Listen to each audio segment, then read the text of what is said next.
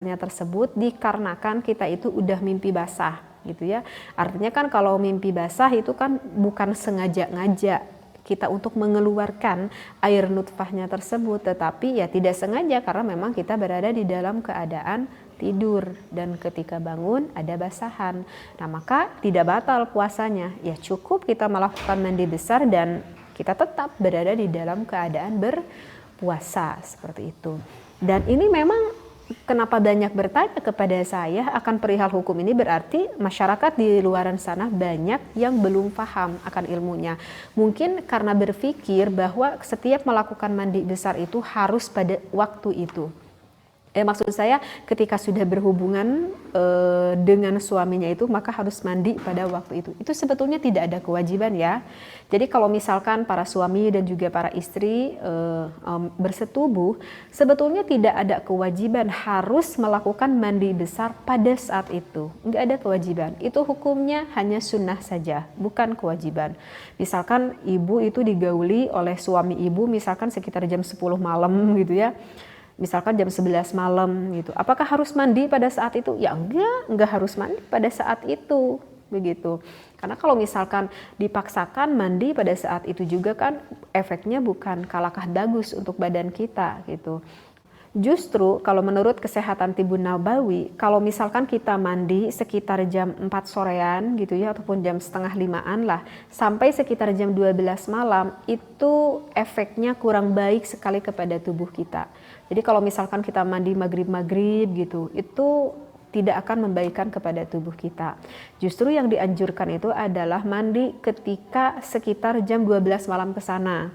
Misalkan kita mandi jam 1, jam 2, itu bagus sekali ya, sebelum subuh lah artinya. Justru kalau kita terbasahi kepala kita pada saat itu, maka itu akan menjadikan salah satu kecerdasan untuk akal kita, untuk otak kita gitu. Jadi sekali lagi tidak diwajibkan harus melakukan mandi pada saat itu. Kalau misalkan kita bersetubuh dengan suami ataupun dengan istri kita, hanya saja hukumnya sunnah.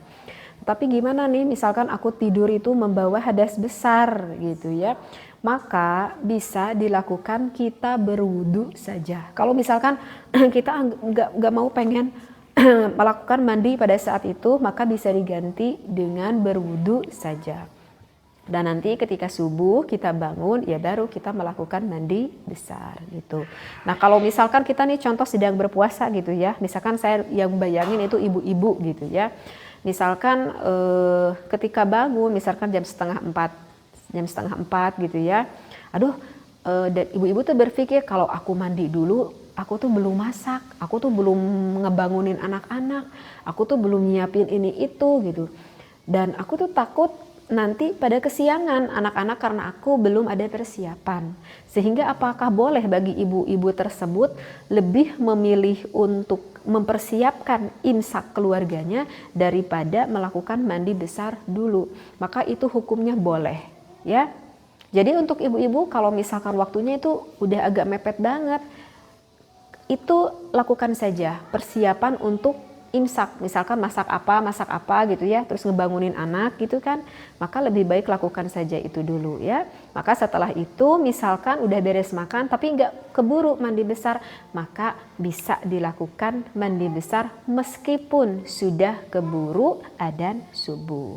Dan ketika melakukan mandinya sudah saya bahas ya di pembahasan sebelumnya, untuk melakukan mandi besarnya harus agak sedikit dijaga dari lubang yang ada di bagian tubuh kita ya, seperti hidungnya, telinganya, mulutnya, ataupun bagian depan lubang belakang, ataupun bagian depan ataupun bagian belakang seperti itu ya.